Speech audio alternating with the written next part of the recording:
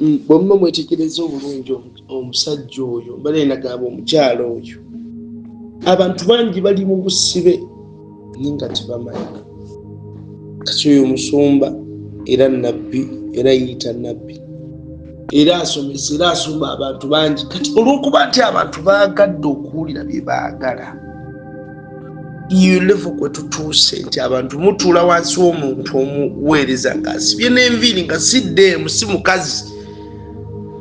Ndaba bwafaanana ng'omukyala.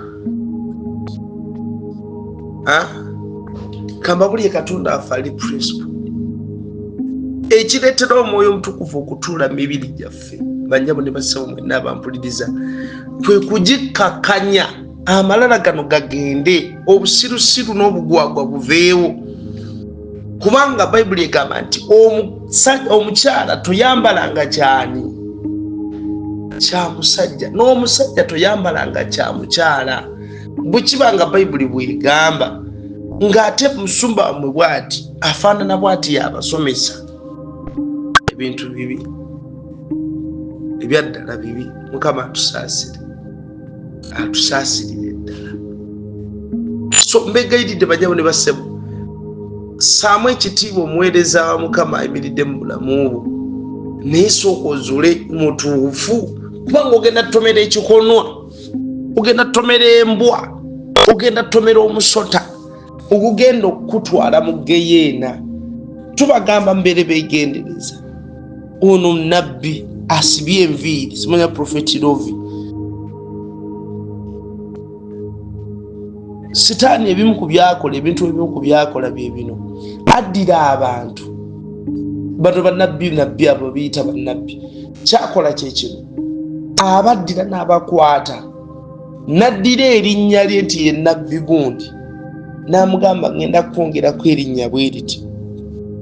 Kati omusumba ono bannabbi ono n'ajjira mu kifaananyi kyo, n'ajjira mu kifaananyi mwe mulaba musumba gundi, naye ebikolebwa obone n'okulaba byalaba n'ababuulira ng'omusambwa guli gumufaanana olw'erinnya lye baamuwa lye baamwongerako, gumufaanana ne gulyoka gwambala obulamu bwe. Bwe gumuwambala omubiri n'alyoka atandika okukulabako byakulabako mu famire yo, n'atandika okutambulira mu sisitiimu yo ey'ensi y'omwoyo. Gumuyamba okutambula kubanga gwo guli mu nsi ya mwoyo, gwo gutegeera era gwo gumanyi, gulina obusobozi obumanya n'akuzaala, neyakuzaala ne waba yafa, n'ekika kyo ne waba wakyerabira, gwo gulina obusobozi obwo obusambwa. Kati abo bannabbi babagattako erinnya eddala. Ogenda okulya Yesu wa nabbi gundi ne bamuyimbira n'obuyimba, kitegeeza si ye Yesu waffe. Wabaawo Yesu omulala nga togenderedde. Mubeere beegendereza mu abaana ab'obuwala n'abaana ab'obulenzi, mubeere beegendereza mu abalokola ab'omulembe guno gwe twayingiramu, aba sizoni eno y'ebiro eby'oluvannyuma. Omulaba ataddemu kinene akyami bangi. Bannabbi b'obulimba tozunganga mu kanisa lwakyamagero. Pozi ng'olina pure heart, bw'oba n'omutima omutuufu, ng'ekikuleese mu kanisa kunoonya Katonda si kyamagero. Katonda agenda kikuwa ekyamagero. Ne Katonda olw'okuba alaba mu nsi ey'omwoyo, bw'alaba ng'oli bw'oti ekikuleese mu kanisa kumukuula takuwa. Amanyi ababbi be mu kanisa abamanyi. Towayadde 10 naye nga mu makanisa g'abannabbi obulimba oyimirira n'owaayo ate nga bakubba n'okubba. Ffe abagaba obulamu tebwagala na kuyimirira naffe. Ne oli agenda okukuwa olwaleero akuwese ofune connection ogende ofune sente.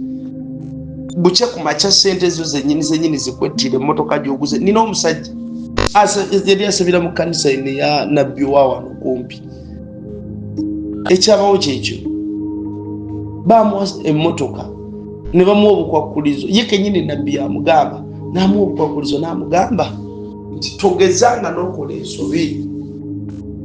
Togezanga n'okola ensobi n'owasa omukazi nga sifa abamukuwadde. N'akola ensobi n'awasa omukazi. Emmotoka kennyini gye bamuwa, emmotoka yennyini gye yafuna yali haliya, n'emukuba n'emukutula n'afuuka zolo. Nze kanisa ze musabira mwezi siga nti ivumi lya kanisa no ne nabbi takola kanisa.